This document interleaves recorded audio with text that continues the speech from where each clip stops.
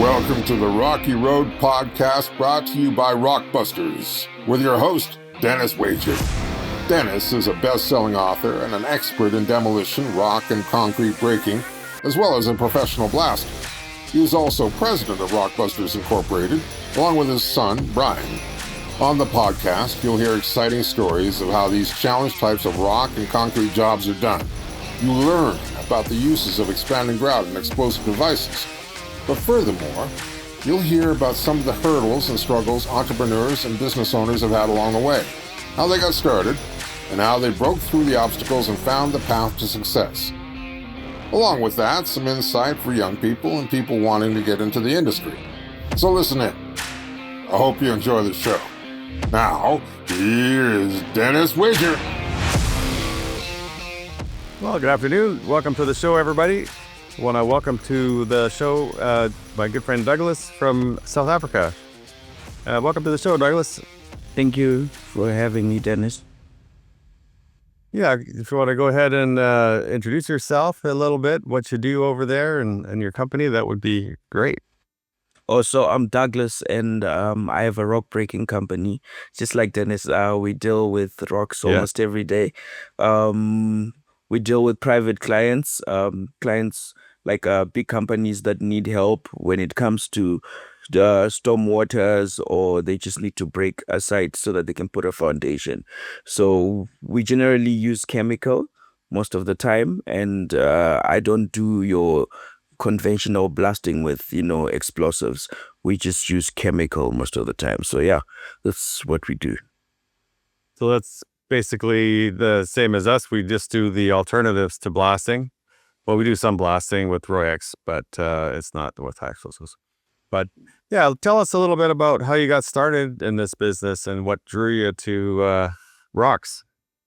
So what happened was that I used to be employed by a certain guy called Ayanda, right? So Ayanda had a plant hire, so like a tool hire. And then most of the time people would always hire the breaker. You understand? They would come into the office and then they would want to hire a breaker. And then whenever the breaker comes back, it'll be usually broken or there'll be something wrong with it. And then every time we would we'll be puzzled, not understanding like what's happening. Why are people breaking it? What are they using it for? So the next time someone came in, I actually followed them to kind of see what they're doing with the handbreaker. And then when I got there, they were trying to hit a rock with the handbreaker, and that was kind of like a red flag.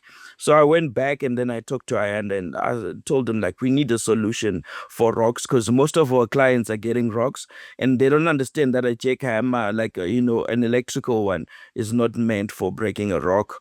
So we then did some research on how to drill a rock, put chemical. We found suppliers, and everything was there. It was just waiting to be discovered.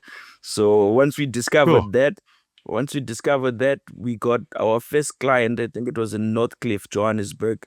And then I went out for the first time, seeing a rock drill, seeing a compressor, air hoses, knockoff beats, drill stills. And then I was there on site. And then fortunately, the guys that I was with had used a rock drill before. So then they started using the rock drill. And yeah, that was my first project. And from then, I haven't stopped. It seems as if I've just become a rock specialist. And how long ago was that? I think that was 3 years ago, because today I was looking at a picture. I was looking at a picture in which my guys were drilling on that side in Northcliffe. And I think it was yesterday. It was exactly the same day. Wow, cool. Yeah, that's what I kind of like about this business too, is we work in quite a wide range geographically. Like I've worked in the bottom of the Grand Canyon. We work a lot in New York and Whistler, other areas. And right now we're looking at a job. We're, I think, going to start it maybe in the next couple of weeks, but it's down in Palm Springs, California. And it's the same kind of thing. Everybody has boulders or rocks or bedrock that shows up, and they don't really know how to deal with it. I was totally blown away with this job. This guy just called me randomly. He actually, him and his wife live in New York, and they're building a house in Palm Springs, and it's actually part of Elvis's house. Elvis has this honeymoon hideaway in Palm Springs, and they subdivided, and this fellow and his wife bought one of the lots next door. So it turned out that it used to be Elvis's tennis court, and now it's where he spent the last 2.5 years building his dream home. And they have an architect, a general contractor, and a landscape architect, excavation contractors, everything like that. But for some reason, nobody there knew how to deal with rocks. So they have this big pile of rocks, and everybody there says, "Oh, you just hire a crane and you haul them away." So they brought in this huge crane all the way from LA, which is like a 2.5 hour drive for the crane. I'm And betting that was expensive. oh my God, it was like they spent, well, like over $50,000 on the crane, and they had flat deck trucks come in to load the rocks onto. They ended up spending over $100,000, and they got next to nothing done. Now they're still sitting with this huge pile of rocks. They're obviously, frustrated, like, oh my God, like, is this rock problem ever going to go away? Or sort of thing. So they reached out to me, and I'm explaining, kind of our process, how we do it, and trying to reassure them, like, it's like the rocks are not that hard to deal with once you know how to deal with it. And just kind of reassured him, like, it's manageable. I was just kind of blown away by the whole thing of the other contractors in the area, and even trying to find an excavator to rent.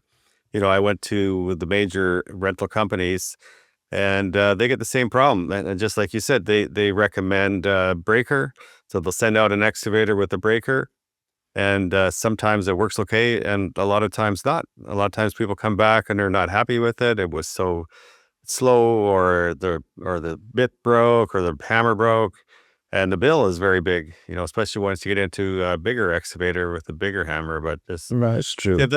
kind of the lack of what we do, and I know now, even though you've only been at it for 3 years, kind of what the power of the grout can do, right?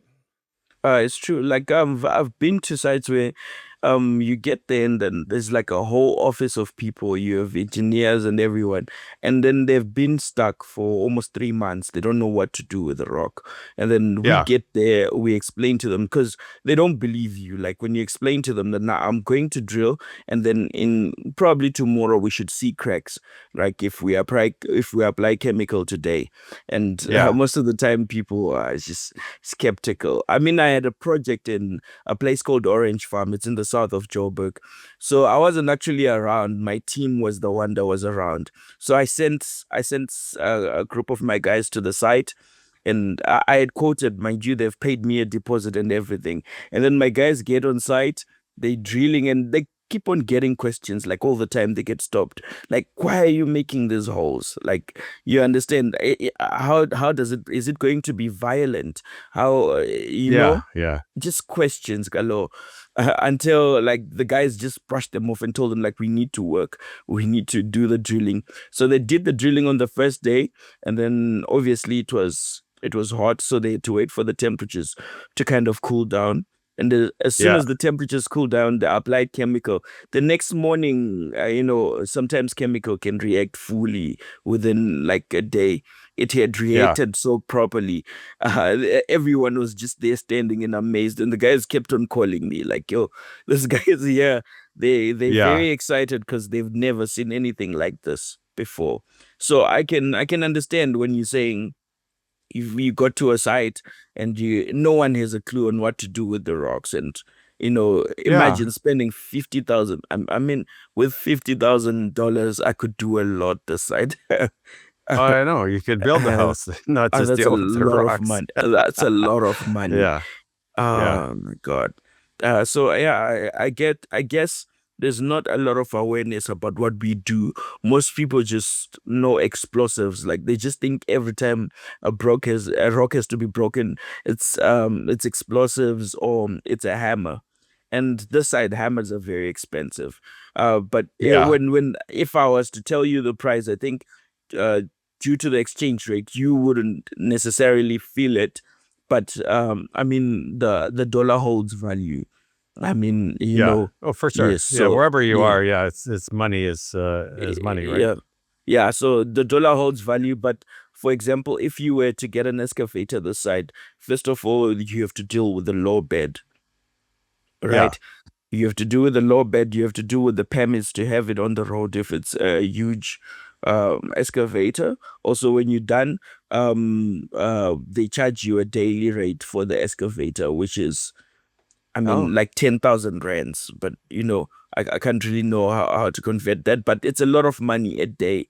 You yeah. understand? Yeah, it's a lot of money. So most of the time, if you do get to a point where okay, you can afford an excavator, let's say you have an excavator. It gets to your site, it starts hitting a rock that is just like a virgin rock. It hasn't been done, nothing has been done, no Yeah. cracks, nothing. That thing just hammers that rock Yeah. almost 2 days, and just little pieces come out, and people are Yeah. confused now, like, what are we supposed to do in a situation where you've brought in the machinery but it also can't just remove the rock. I mean, Right. Yeah. yeah, so that's where we come in. Most of the time, I'm always explaining to, like, first time builders or these civil engineers that you need to call us because it's going to be expensive. Yes, we're gonna come in, drill, and then when the packer actually comes, it doesn't have to do most of the work. So if you were supposed to pay for like 10 days, it's gonna take you 2 days to break the same rock. But now the only difference is Exactly. Yeah. chemical has weakened it. Yeah, because it works with the well, not the compressive strength. The compressive strength is what you battle with the mechanical impact of a breaker, but the grout or drilling and splitting in general works on the tensile strength, which is Yeah, much easier to break a rock from the inside out. yeah, it's true. So, yeah, that's awesome. So that's what I'm finding, and that's what I really enjoy about what we're doing because you get to kind of show people in different parts of the world how you do it and how they can do it. And it's exciting. People get to learn. I like to always learn new things. And that's one of the things that we were talking about. We want to go over on the show is how to figure out the pricing for all these kind of jobs, the estimating end of it. Yeah, pricing is very important. But through experience, I do it differently. Depends on who I'm where I am or what type of client I have. So, for example, you have clients that are just like they were trying to build a house. They had a budget, and then they meet a rock, and it's like it's a surprise to them, like they don't know Yeah. anything. Yeah, it's they didn't factor this into their money or anything. So when it comes to clients like this, I kind of like feel for them. So what I do is I only tell them to provide diesel for my compressor. I look into how much expensive ground I will need chemical, how much I'll need, how Yeah. many boxes I'll need, and then I'll put Yeah. that into a factor. Look at my labor for my guys, how much I'm going to pay them, and then put a markup on that. And usually I do it for my guys more than it is for me, basically, Yeah. so that Okay. they can have a little bit of work going on. But then if it's a proper site where you found a client who actually bought the site and they knew they were going to find rocks there, like, I have to charge you properly because you said you are aware of what you were doing. You bought a site and it has Yeah. rocks. So now you need to go down or you need to go up or whatever the case is. You need to clear the rocks, the boulders that are in the yard. I also do the same, but the markup is a little bit different because I can understand that you actually bought the site like that. So yeah, Yeah. pricing is very, very, very tricky. I mean, I've been in trouble before, but I guess you learn from all your mistakes. That's You it. price Yeah. a job. You price a job, and then you end up taking money out of your own pocket just to pay for the job. So yeah, I'm learning. I'm still learning. I won't say I've hit the pinnacle of knowing what to do exactly, But when Yeah. it comes to jobs, I always make sure my guys are covered first and my machinery is covered so that I don't have issues on that.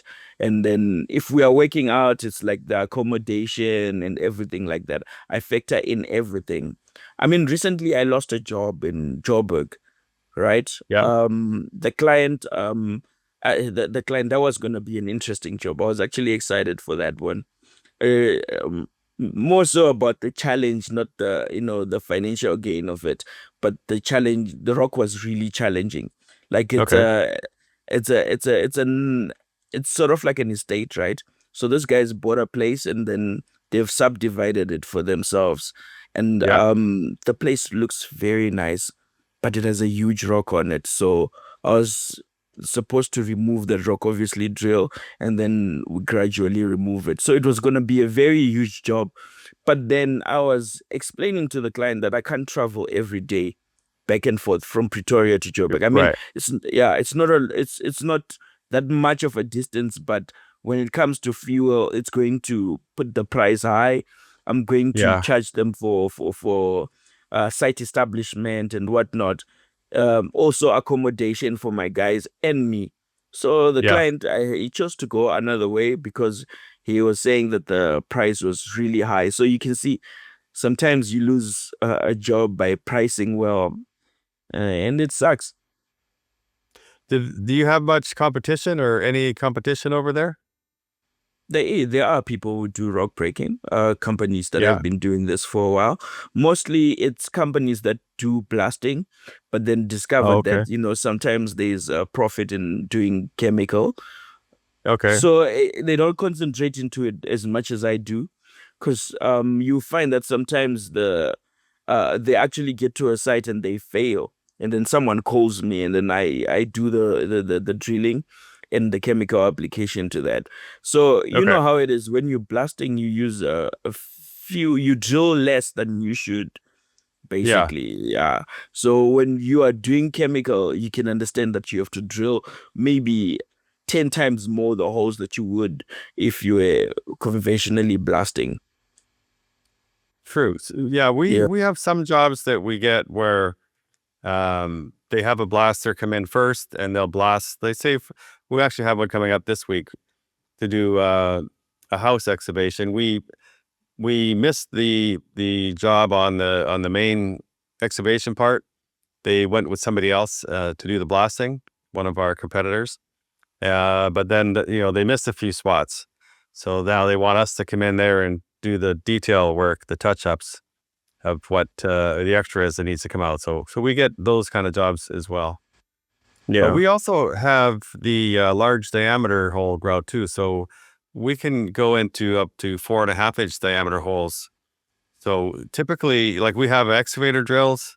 So you can drill now like a 3.5 inch hole and use a 3 foot spacing. So it saves you a lot of grout and it saves you a lot of drilling. Yeah, I guess you have an advantage of having, such machinery. But here, I think, the closest thing that we would have would be a drill rig. And then we also have chemical for, huge, drilling holes. Okay. Yeah, it's different from the one that I think that's the thing that you're explaining, right? Yeah, that's right. So, how many mils would that knockoff bit be? Well, we can go up to 100 and 120, I think. Oh, that's a lot. Yeah. That's huge. That's a huge hole. Yeah. And then so it makes a difference because then you have to be able to drill the bigger holes, but then you use about less than half of the amount of grout. So it saves you a lot of money in grout and it saves you money in the drilling because you're not drilling as much. All right. So how do you guys mix that grout? What do you use? Do they mix it by hand or you have a mortar mixer? With both. Most of the stuff that we do, we mix by hand. All But some right. of our customers, when they buy big volumes, they use a mortar mixer. All right. Or a grout pump too is quite common. A couple of our customers that use a big volume of grout, they have grout pumps. So what do you prefer doing, like when it comes to applying chemical? Do you do it during the day? Do you do it like in the morning? What do you usually prefer? Well, the key is really to watch the temperature, right? All right. Um, as you know, you got 3 different temperature types. Actually, 4 now. We have extreme heat temperature type, which goes from 40 to 50 degrees. But the Right. most common temperature type here is type 2, which is 10 to 25 degrees. So if you're at, say, above 20 degrees and it's, like around lunchtime, you don't want to pour that. You want to wait, or you want to pour it using cold water, because if you put cold water to it, or even add a little bit of extra water, it'll slow the reaction time down. Where the reverse is, if you want to speed it up, you can add hot water. Say if you're at 15 degrees at the low end, 10 to 15 degrees of type 2, you add hot water, it'll speed up the cracking process. Oh, You can also add a little bit less water, and then that will also help it go through its cycle time. Because with the grout, it comes as a powder, as you know, and then when you add water, that hydrates it, which makes it a slurry that you can pour into your holes. And then what happens is there's chemicals in there that are reacting one on the other, which creates an exothermal reaction, and that makes it heat up, and the heat expels the water. So as the water is evaporating out of the mixture, it's hardening and expanding. yeah. I prefer applying chemical usually after a full day of drilling. So what we do is that let's say we knock off at 4 p.m. right? We give it an hour. We give the whole 5 p.m. like the guys are just refreshing. Yeah, We having like it's like cold drinks or whatever. And then when it's like 6, we start mixing and then we start applying it then. Because most sites they don't allow us to be in those estates past 5, but like you have to get a special yeah. request. Yeah, most of the time you have to get a special request to still stay inside. You get neighbors complaining and stuff, but I mean, Yeah. it's part of the job. Have you ever had someone complain or give you a tough time for the noise that you'll be making with the rock tour? Oh, of course. Yeah, it's nasty. We get into these really affluent neighborhoods, and here we have they have these bylaw officers. If any of the neighbors complain about the noise or the dust or whatever, then they come over and they shut you down. For your after hours, the police will come and shut you down. Yeah, it's very regulated here. So you have to first of all get a permit, a rock breaking permit, and then you have to work Oh, within the parameters. Yeah. we don't have that here, but what we do have, you have mostly we work in estates, so you have security. They come to tell you like you're making noise. But there's this client that was giving us a problem. Like not a client actually, it was a neighbor for the client we Yeah. had. Every time Yeah. we'd start drilling, that guy would come out and then just start shouting at my guys. And then I wasn't there at that time, so he finally did it when I was there. And then it was simple. I just told the guy, you know what? I'll give you the invoice for this guy, right? Yeah. uh, Yeah. I'll give you the invoice. If you can pay the invoice, we will leave just now, like immediately. I will pick everything and leave. Because what Yeah. we're trying here is to make a living. And you've built your house, and this is a new neighbor who's trying to come in to build their house. So you can't just enjoy a little bit of noise for 3 days. I mean, and then Yeah. we'll be done and Exactly. out of your way. The guy looked at Yeah. me and just he Yeah. had no response because this was so simple. I told him, give us the money for Yeah. for the drilling that we're supposed to do, and I'll abandon this guy immediately. I'll leave him. Yeah. Yeah. And Yeah. Exactly. it was just a play on sarcasm, but the guy really didn't understand. I don't think he saw that coming, and then he just left us. From that time, we never had problems. And every time something like that happens, I always tell my guys, just play a little trick on them, and then they will go away They eventually. go Because away. Yeah. yeah, so that's Yeah. one of the. But I was just gonna say, with the grout, the best time actually is in the morning to pour it. But we Right. do the same as you. So we typically drill all day, and then the last hour of the shift, they'll mix and pour the grout. Oh, so you prefer in the mornings? Yeah, because if you pour in the morning, then it's got the natural sunlight or heat as the temperature is rising to kind of work together with the grout. Whereas if you pour at night, I mean, it might be different in Africa. I'm not sure, but here, once the sun goes down, it gets cold, right? So if it gets cold, say you're using type 2, which is 10 degrees to 25, and at nighttime it gets below 10 degrees, the grout will actually just go dormant and it won't keep reacting until the temperature rises in the morning again. Then it'll start to activate again. Whereas if you Correct. pour in the morning, it's going to work all through the day and the evening. But my philosophy also is that you got empty holes at the end of the day, you might as well fill them, right? Yeah, it's true.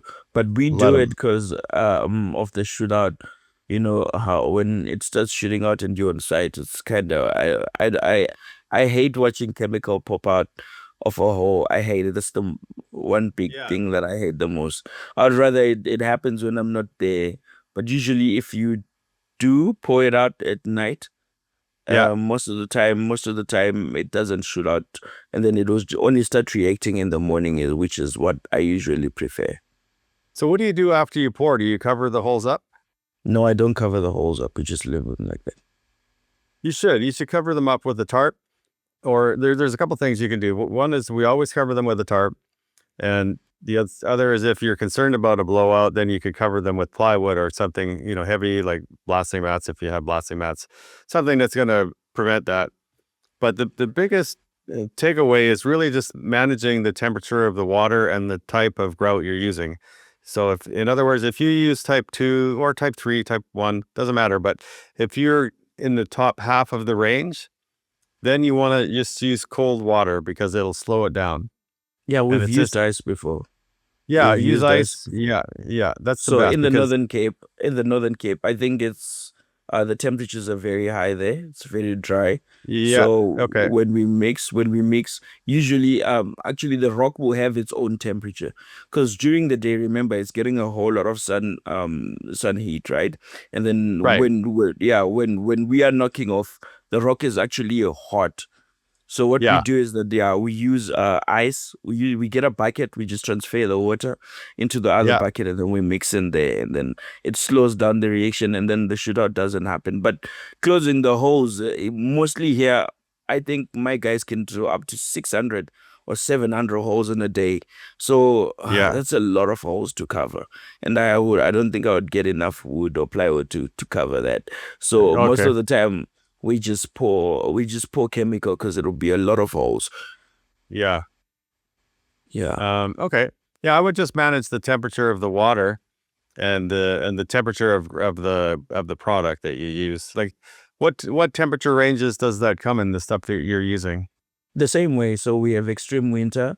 Um, is it um is it 5 to 10 degrees, right? And then we have 10 to 25, and then 25 to 40. So I usually use 10 to 25.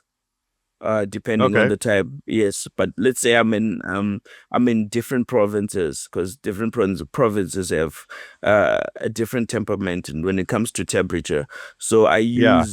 if I'm generally in the Northern Cape of the country, I use your 25 to 40 because it's very hot. It's extremely hot. And then Okay. when I'm in Gauteng, your Joburg, your Pretoria, or your Soweto or Soshanguve, I use your 10 to 25 because Yeah. when the sun goes down, temperatures usually dip. So Yeah. Yeah. you get between the range of that 10 to 25. You understand? Never goes right below the 10. So it's also Okay. good for the reaction. Yeah. Yeah, I would just watch that because like even if it means you got to come back in the evening and pour like 6, 7, 8 o'clock at night, if the temperature is dropping, then if the blowouts are a risk for you, but Yeah. like I was saying, with the Rock X, we also have the extreme heat, which is from 40 to 50 degrees. So if you're working in hot temperatures, then that would fix that problem. But it's just picking the right temperature range, managing the water temperature or the amount of water, then you can control that. So like your 25 to 40, you'd use it somewhere like in Las Vegas. Is that a place you would use such temperatures? Well, we use it here as well. The summers get quite hot over here too. We use type 1 over here quite a bit through the summer. Type 3 in the winter, but most of the season is type 2. Oh yeah, for us as well, it's basically the same, 10 to 25 most of the time. Yeah, but you get into Arizona and places like that, California, where the temperature does get hotter, or you get over into like Dubai or Saudi Arabia, those kind of countries where the temperature is hot, then the extreme heat type is the answer for that. So it's just kind of managing it, right? Having the right stuff and the water. All right. So have you ever done any work outside the country where you are? Like, I know you're from Canada, right? And you do work in the USA. So we've done a lot in the U.S. In the Grand Canyon, in the California, we have contractor. We have a network of subcontractors and a network of dealers. So we do we supply other jobs. We do other jobs in California also, and Arizona. Also, never out of that region. You've never been out of the region to do work. Let's say like in Dubai or something like that. No, I haven't done that. I've been to Sweden. I've done some blasting in Sweden. Right. But just North America. Okay. I would love to come down there and do a few jobs. Yeah. I think that would be interesting. Well, we're doing training. We have a facility in California where we're going to do training at least once or most likely twice a year. We just did one in the fall, but we're starting to plan another one. So I'll let you know if you wanted to come over. It'd be great to meet you in person and show you more of what we do. All right, man. It was nice being on this show. I always learn something new when I'm talking to you, so I appreciate that. Yeah, me too. I like to learn, what you're doing. It's interesting. I started from nothing just the same way, and it just kind of, I like to if my knowledge is helpful at all, that's amazing. And I just kind of appreciate, you for sharing all of your stuff. I find it really fun and interesting. And it's great to be able to collaborate and work together. All right, man. Thank you, Dennis, for having me on your show. You bet. Okay, Dennis, have a great day and we'll talk soon. Thanks for joining us. We hope you enjoyed the show. If you would like to be a guest on a future episode and tell us your story, visit our website at www.rockbusters.com. If you have a project and would like to learn more about our products, or if you're interested in partnering with us and becoming a distributor, give us a call. Thanks again. We appreciate your support.